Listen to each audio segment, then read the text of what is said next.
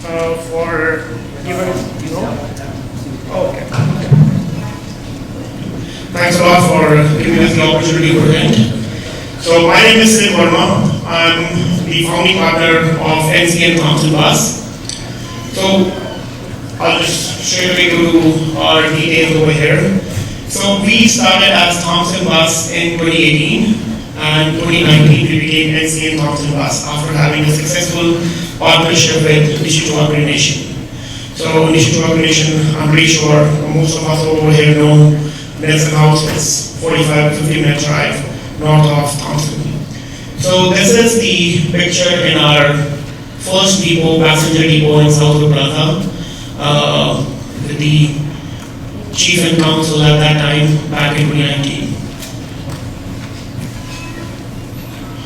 About NCN Thompson Bus. So me and James Bell, we started the company in 2018, and when there was a void left in the market after Greyhound announced the cessation of their services in Western Canada.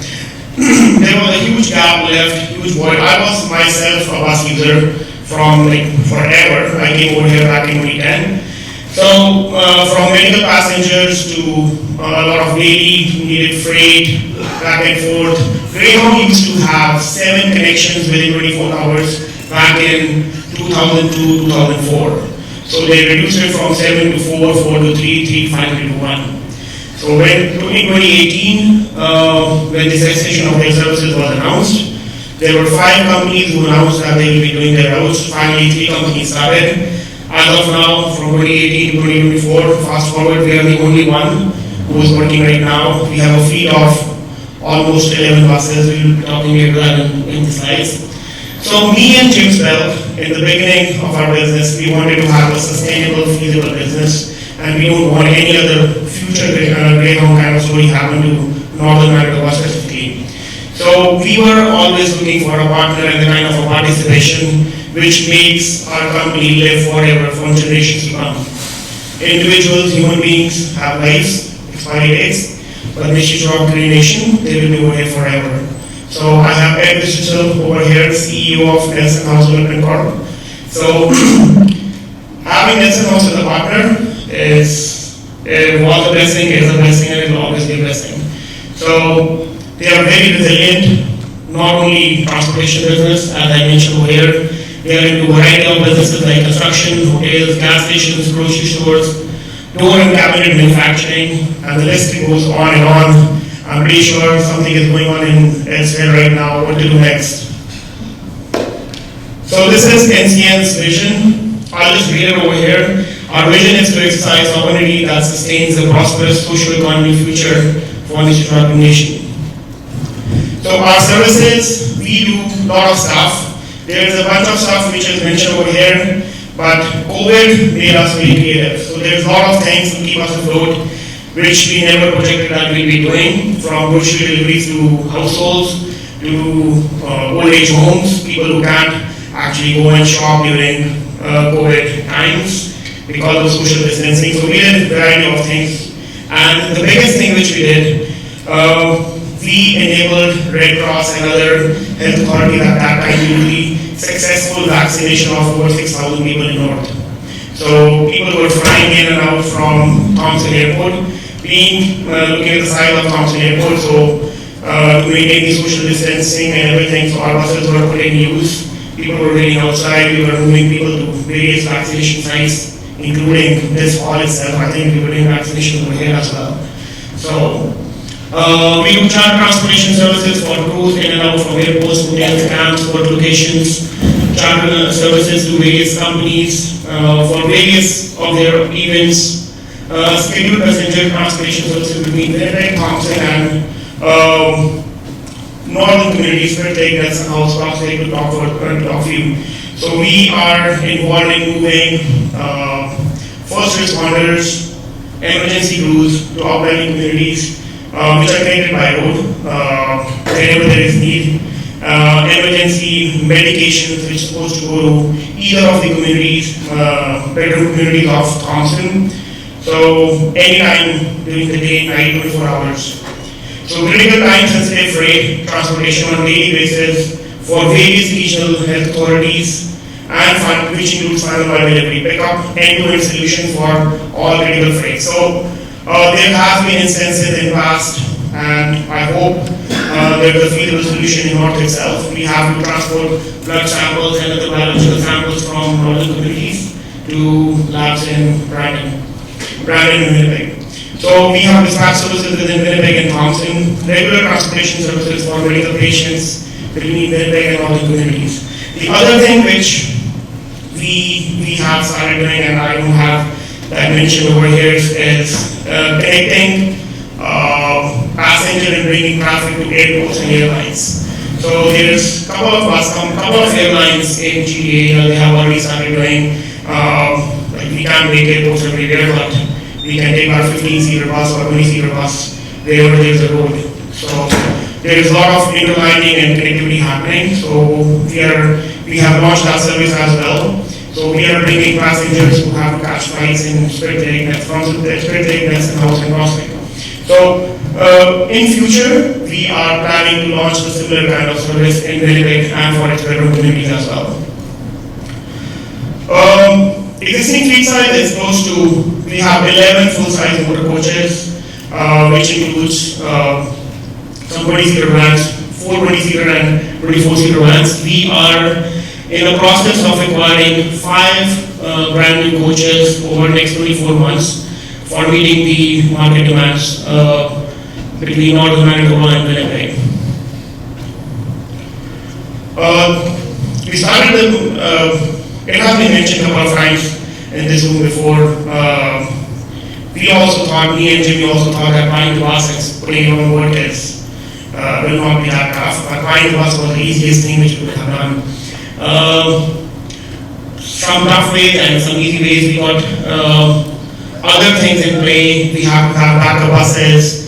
2 buses will not cut it. So 2 to 4, 4 to 6, 6 to 8, and now we are close to 11 buses. And with all these technology-enabled solutions that actually help us out in making our tracking easy and how we can have our cost to operate a little bit under control. So electronic logging for drivers, be it freight drivers or bus drivers, so all the time which is spent behind the wheel is logged technologically, and then it helps us in taking a lot of data also out of that. In Thompson Bus, we have various technological solutions, not only for booking tickets. We have QR codes on Highway 6, various gas stations. You can just go on that QR code and that will direct you to our booking sites. And we have online, various types with online booking portals, just like airline industry these days. You search Thompson or Google and you will be directed to an option of how you can book a ticket to NC and Thompson Bus. Parcel and freight tracking on our website itself. Our clients have the ability to create their shipping labels on their own from the get-go. When something is getting back, ready to go, our client will be able to see that how much it will cost them and how much they can charge the client for the shipping a specific box. NC and Thompson Bus, our values, our strengths. We believe in safe work practices. Environment in which our team members feel that they have opportunity to grow and they can work in a safe environment. Reduce carbon footprint. I will be talking about this in later part of my presentation as well. One full bus pretty much takes away 10 SUVs off the highway. So that's a way to contribute towards reducing carbon footprint from our side. On-time deliveries, daily connectivity, 365 days, come what may, if the highway is open, we are going. So 1 bus from Thompson, 1 bus from Winnipeg with freight and passengers. Continuous training for our new resources, in-house training, operating a business in Thompson and northern communities. There's a lot of people who can resonate with this. We have to not only perform our business, but we have to create an inventory for future employees, for future team members. So a lot of training, in-house training, courses which we have revised. We are in the process of launching and introducing a 16-month management training course which will give you tips and tricks of each and every department of how to run a successful bus company. So a fresh graduate from high school can get enrolled into that program, 2 months in each department. 16 months, he or she will be having the idea of pretty much everything in and out, including dispatch services, mechanics, pre-trips, post-trips, fueling, everything, how to run a bus company. So adaptive to change when required. That's one of the strengths. Our team is at Varma NTS22 when we started the business. Greyhound shut down their business after working for so many years. Altogether within Manitoba, they had fleet size of approximately 68 buses. On a daily basis, they were running only 25 to 30% of their fleet. So whenever something is down, they have a bus to replace it. The bus will be there, the driver will be there. So when we started the business, we don't have the luxury of that much of a fleet. So how we can adapt to this kind of challenging environment and bring best out of us, that's what I applaud my team for that. NCN Council Bus provides opportunity to young workers to train, making new workforce ready for the transportation sector. There is a huge shortfall of trained employees as of now. In times to come, there will be more. So this is a kind of a sector in which not only our company, we need participation from each and every possible resource where we can get help from. One of our USP for our business is that we are fully concentrated on providing travel solutions to Manitobans, starting from north, connecting Thompson and surrounding communities to Winnipeg, but we are very much committed to try to connect every inch, whatever is in a possible way for Manitoba. In near future, we will be announcing some routes which will be connecting Winnipeg and Flin. We are working on that, how that will be feasible and long-lasting. Based on that, that will be announced. Journey so far, I have some stats over here. Last year in 2023, we provide transportation services to over 38,000 passengers. And this year we are projecting that this number will go beyond 42,000.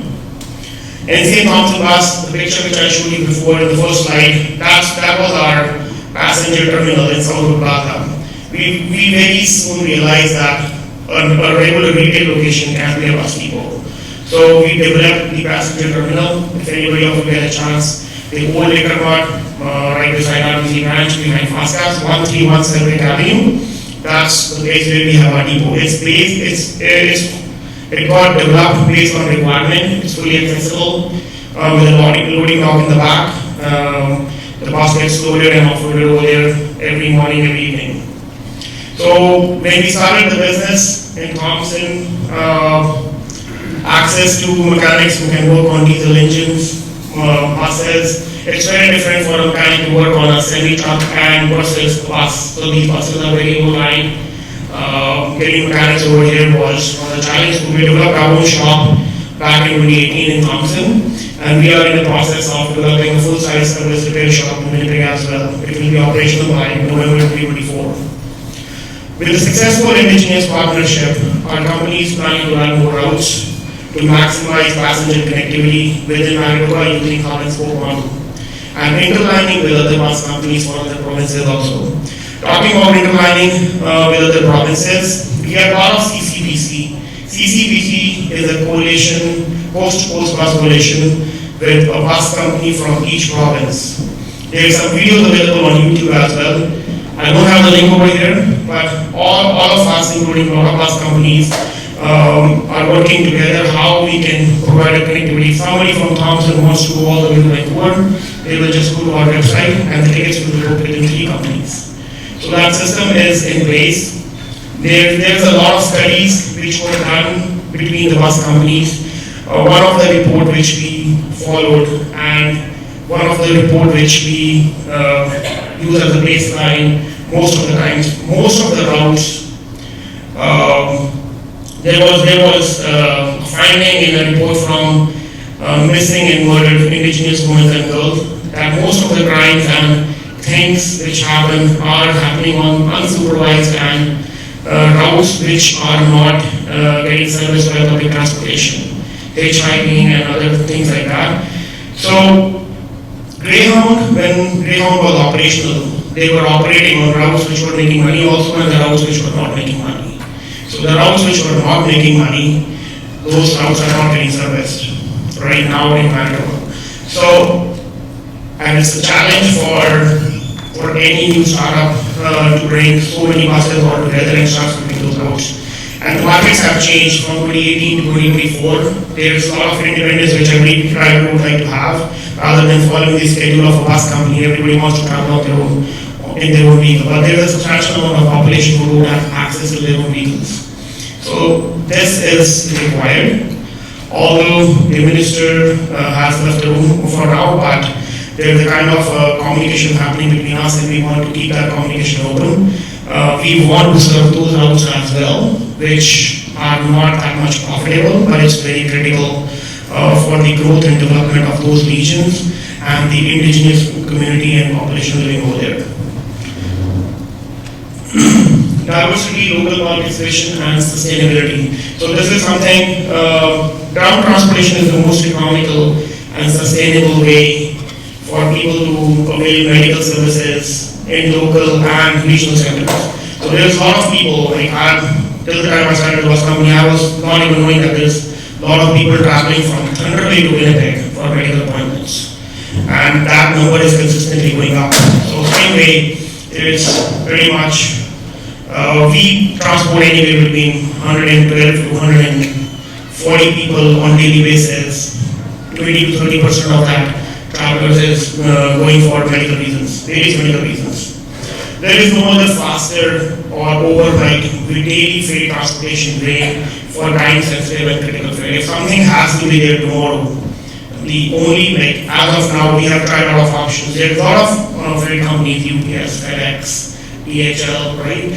But if you want something from Winnipeg to Thompson or Thompson to Winnipeg or any communities along Highway 6 within 24 hours, you can use NC and Thompson bus.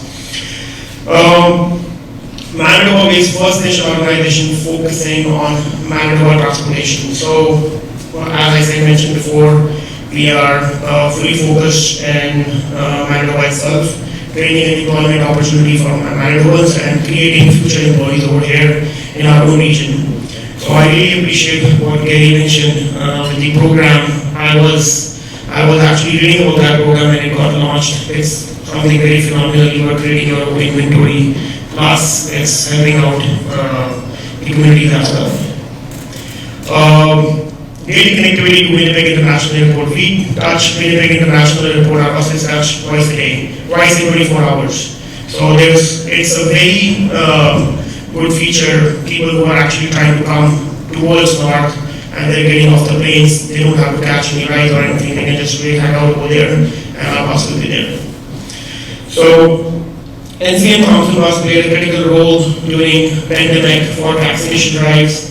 We have been part of major evacuations since 2018 for Red Cross and other first responders for any kind of fires in northern communities. So just this year, it's unfortunate to have that kind of situation in communities, but somehow we feel lucky that we were able to help our communities. We were responsible for approximately 2,200 people who were moved out of their communities, part of Leaf Abbott, Twin Lake, Oxford House, Spirit Lake, Nelson House. So it was such a situation at that time. Hotels were full in Winnipeg, hotels were full in Portage already, so we had to switch them around. But it took us 6 to 7 days, but that was the kind of exercise. And we have been doing these kind of things since 2018.